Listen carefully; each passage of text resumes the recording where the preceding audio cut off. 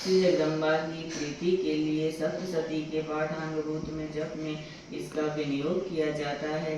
ओम चंडिका देवी को नमस्कार है। मार्कंडेय जी ने कहा, पितामह, जो इस संसार में परम गोपनीय तथा मनुष्यों की सब प्रकार से रक्षा करने वाला है और जो अब तक आपने दूसरे किसी के सामने प्रकट नहीं किया हो, ऐसा कोई साधन मुझे बताइए। ब्रह्मा जी बोले, ब्राह्मण, ऐसा साधन तो एक देवी का कवच ही है, जो गोपनीय से भी परम गोपनीय, पवित्र तथा संपूर्ण प्राणियों का उपकार करने वाला है। महामुने, उसे श्रवण करो।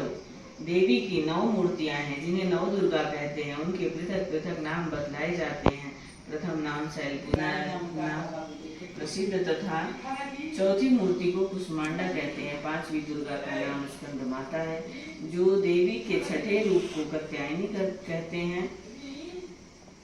7वां कालरात्रि और 8वां स्वरूप महागौरी के नाम से प्रसिद्ध है। 9वीं दुर्गा का नाम सिद्धिदात्री है। ये सब नाम सर्वज्ञ महात्मा वीर भगवान के द्वारा ही प्रतिपादित हुए हैं।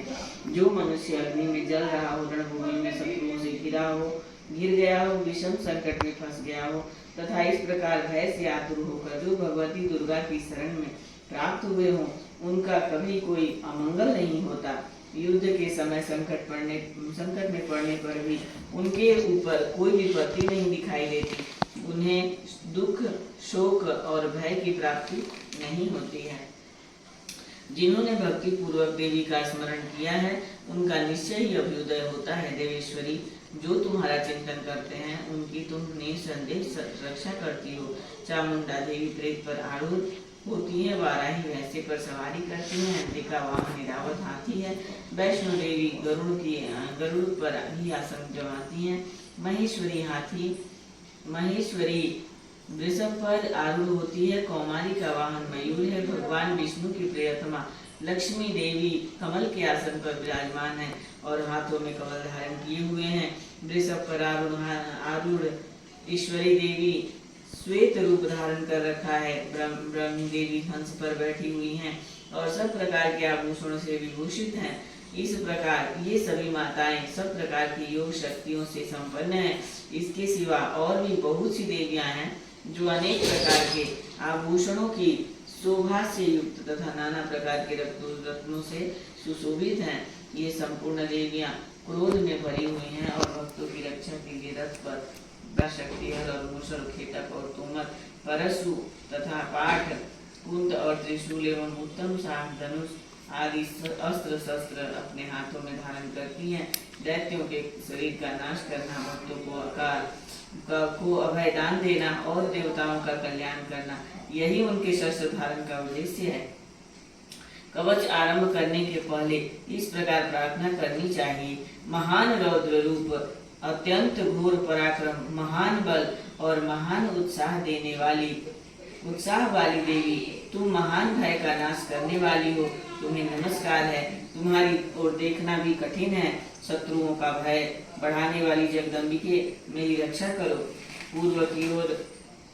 पूर्व दिशा में इंद्र शक्ति मेरी रक्षा करें। अग्निकोण में अग्निशक्ति, दक्षिण दिशा में वाराही तथा नेत्र कोण में खरधानी मेरी रक्षा करें।